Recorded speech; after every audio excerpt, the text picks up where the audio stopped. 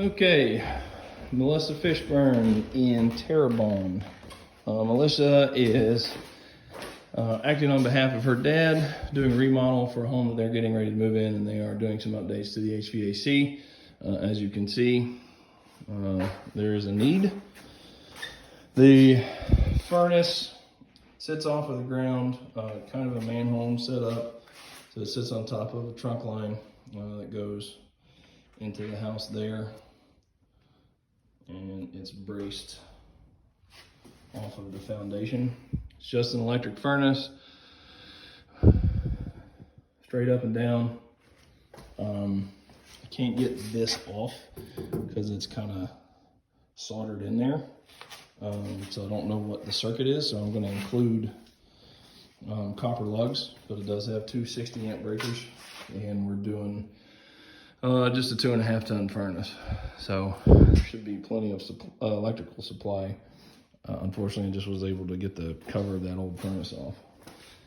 The panel is a old Cutler hammer.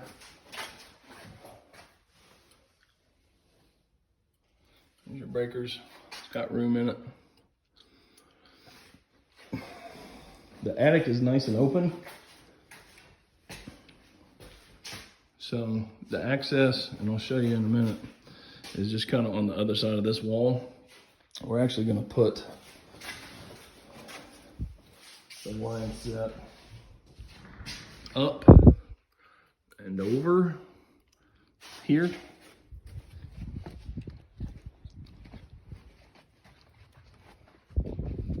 That disconnect is for an RV. So right here, coming out of there is going to be our heat pump right in here. So no bird block to mess with, just coming straight out of the sidewall. Install is going to be in two parts. They are doing CEC. We're going to replace all of just the boots and the vent covers.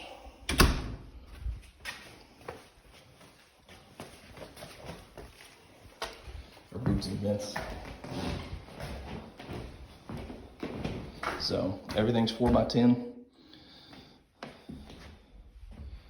There's 15 total. This one was moved, so they're going to patch that. As you can see, it's not hooked up.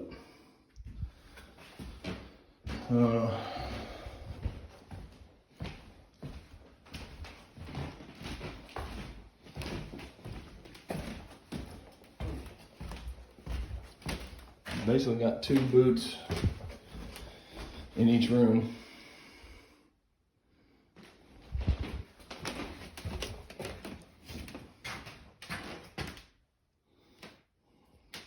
This would be two bathrooms. This is the framing for the new bathroom.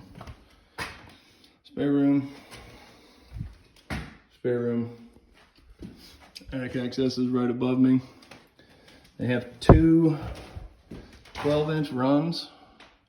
Got one there, and then one kind of right there where that insulation's hanging down. But that's in the living room, so they're going to cap that one and leave the flex up there. I think that one's going to have to be widened to at least a 14 for return air. I don't know if there's enough space in between the joists, because it looks to be 16 on center, at least on the roof. So what we're proposing is, if we can't basically take this that way enough to give them enough return air, we're going to take that flex and put a new one right here, just above this door to where you can't see it as much. But by all means, if we can do like a 14 or a 16 right here, then that would give us enough. It's 1,500 square feet, so if we did a 14, that would give us 1,000. I believe, if my memory serves me correct. I can't remember if 14's 1,000 or 16's 1,000. But some minor return air adjustments. This attic is open, and it goes all the way to the other side of the garage.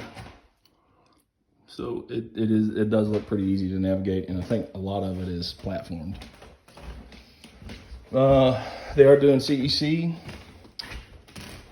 so I will handle all that. One last thing, we're gonna put the thermostat here.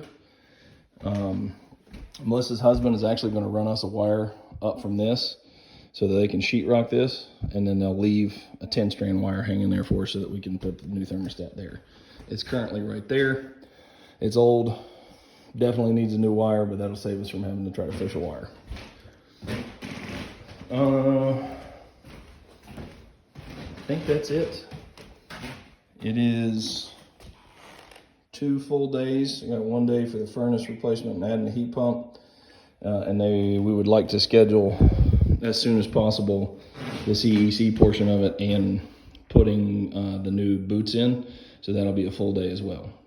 So they know that there's inventory constraints, but they'd like to get as much done preemptively as possible. So we'll do 1 day for doing all the sealing and replacing boots, and then the second day will just be getting the system turned on once we confirm equipment. I'm gonna go back here and can't remember where the crawl space access is. It's in one of these rooms.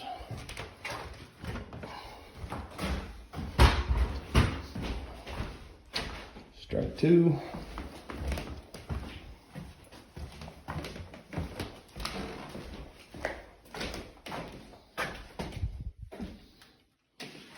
What?